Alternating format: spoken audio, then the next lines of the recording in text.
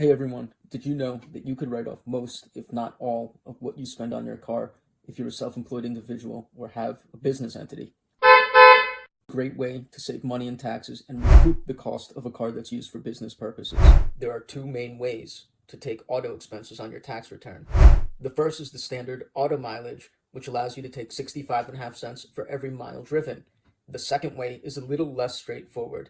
It's actual expenses incurred coupled with depreciation. In order to take this, you have to use your vehicle at least 50% of the time for business purposes. If you're below 50%, you must take standard mileage. The second method, actual expenses coupled with depreciation, has its own set of rules that vary by the weight of your vehicle. The first type of vehicle, as defined by the IRS, is known as a luxury vehicle. Now, this doesn't necessarily mean it's a Porsche. It's any vehicle 6,000 pounds or less, and this is subject to its own set of limitations. It's also subject to two different sets of depreciation rules, Section 179 and then what's known as bonus depreciation. The actual expense component allows you to take a pro rata, that is, the percentage of the time you use the vehicle for business, deduction for all things related to the car washes, maintenance, insurance, etc.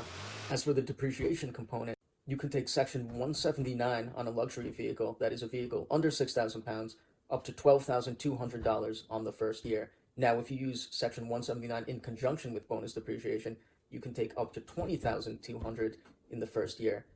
For the second year, you can take $19,500, and then in the third year, $11,700, and then you can take $6,960 as a deduction in years 4 through 6. With a heavyweight vehicle that is a vehicle greater than 6,000 pounds, there's a slightly different set of rules. The actual expense will still apply. Every actual expense that you spend on the vehicle in proportion that you use it for business purposes is deductible outright.